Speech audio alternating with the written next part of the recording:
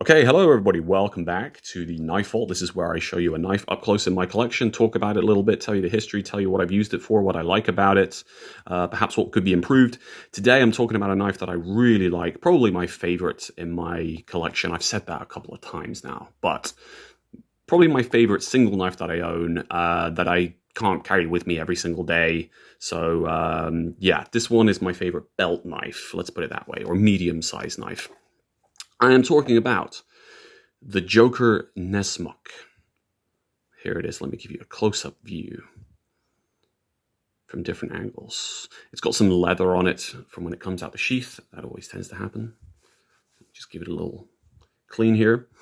Okay, so I'll talk about the specs of this particular knife as always and break it down for you. But to start, let's talk a little bit about the history and the culture of this knife, the blade shape itself, the Nessmuk, because it's quite striking, it's quite particular.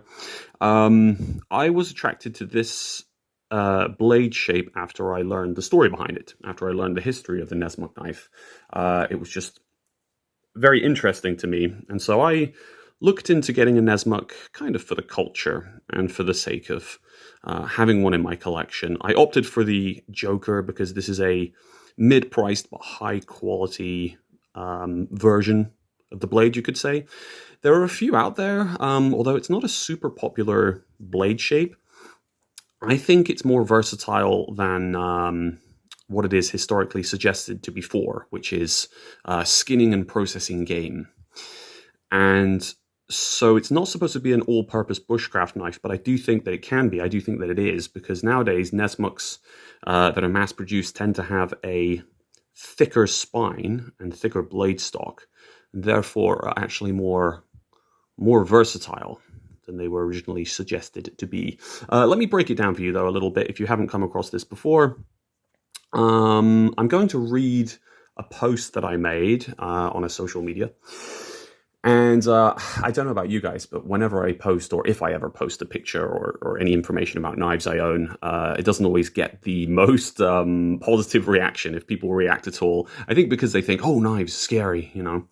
So here's what I wrote. The blade shape is called a Nessmuk after the pseudonymous author of the 1884 book Woodcraft, George Washington Sears. He took his pen name from a childhood friend from the Massachusetts Narragansett tribe named Nessmuk, meaning wood drake, who taught him hunting and other outdoor skills. The American frontier and subsequent media glamorized the Bowie knife as the ultimate survival tool and icon of rugged individualism, though Sears described them as murderous looking but of little use, rather fitted to adorn a dime novel or the belt of Billy the Kid than the outfit of the hunter. Sears favored the style of knife illustrated in woodcraft, along with an axe and folding knife, sometimes referred to as the Nessmuk trio. So, what I think I'll do is I'll splice in a picture from the book here, and you'll be able to see. Basically, his idea was that if you were an outdoorsman, you would need three tools, mainly. A hatchet with two blades, one for processing wood, one for processing bones. You would need a small folding knife with two blades, which was used for processing wood. And then you'd have a belt knife, which was roughly this shape, and that would be used for processing game. So skinning, what have you. I don't know. I'm not a hunter. I don't process game. In the image that's provided, it would appear that the knife has an antler handle. There's no crossguard, and that makes sense because you wouldn't need to be stabbing so much with the knife. And then there's this pronounced hump on the back. I think it's for two-handed operation for certain tasks. They tend to have thicker blade stocks than modern ones. That makes for a more well-rounded outdoor knife, a more well-rounded bushcraft knife, I think, and in my experience with it. So the way that I like to test a medium-sized knife like this is I like to go out into the forest just with this tool. And I like to see if I can do all the work necessary to make a fire. So collecting wood off the ground, maybe chopping some, and then, of course, good old batoning. If you don't have an axe with you, yes, of course, an axe is the best tool for splitting wood, but a knife is perfectly functional if it's got a really thick and hard, heavy-duty spine. Hard isn't the word, tough is the word, which this does have. And so I was basically able to make a fire just with this tool, which for me That means it passes the test. So yes, the thicker spine, and in this case, this big old hump on the back of the spine made it easier to knock the knife through wood. It adds a bit of strength to this end of the knife, which means it's a good chopper as well.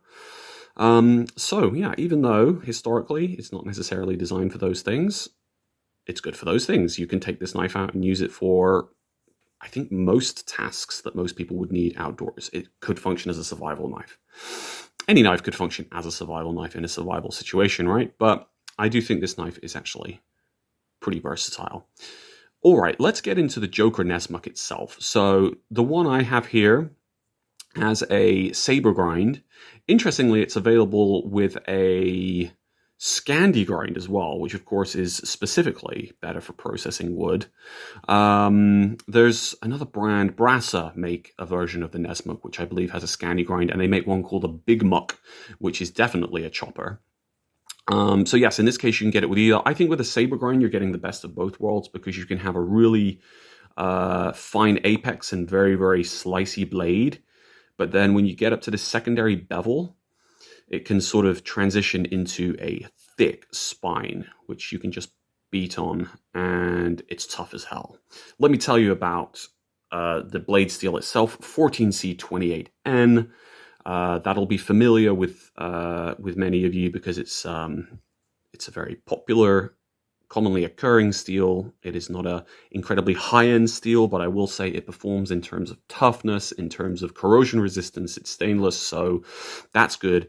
I did get a few chips on the blade around about here.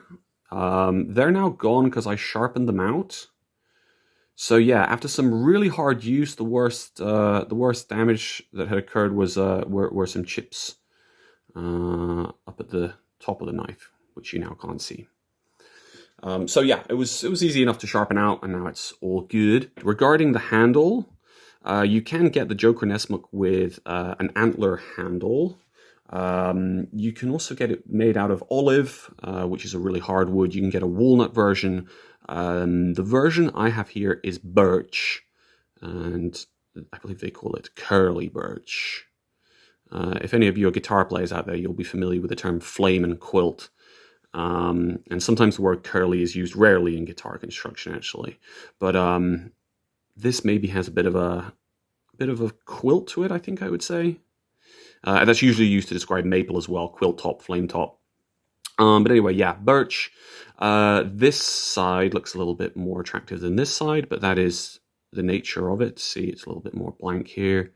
But that is, as they say, the curl of the burl. That's where that saying comes from. Also, with the birch handle, not absolutely flush. You might have little tiny chunks missing, like I do there. So walnut, olive, probably a little bit more consistent. I just thought this looked really nice, and was just a good kind of like attractive wood, because why not?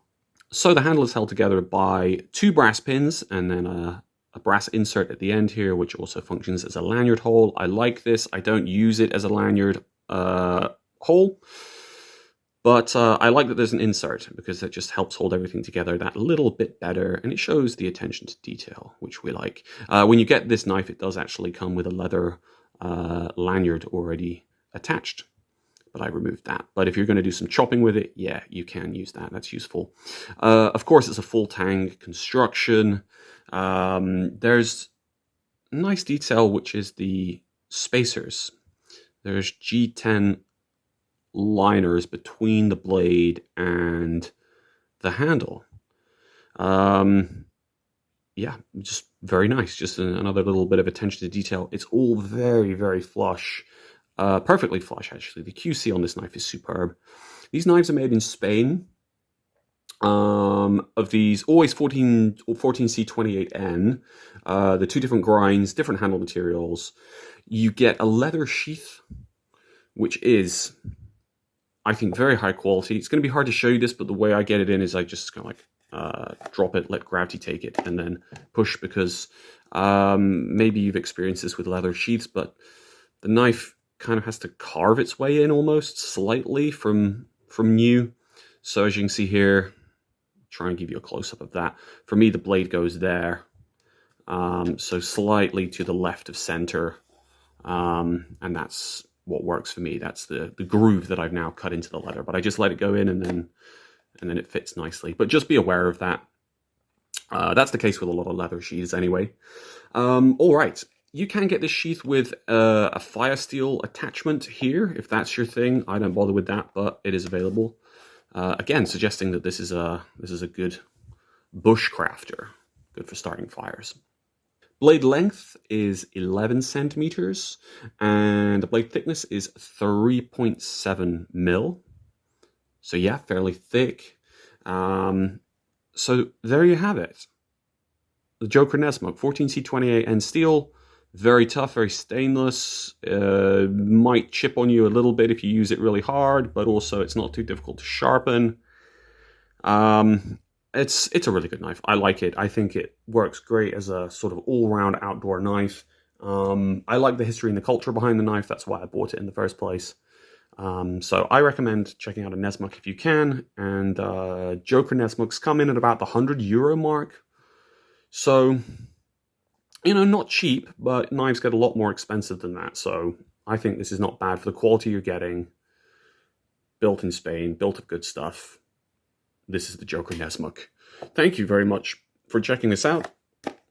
I hope to see you next time.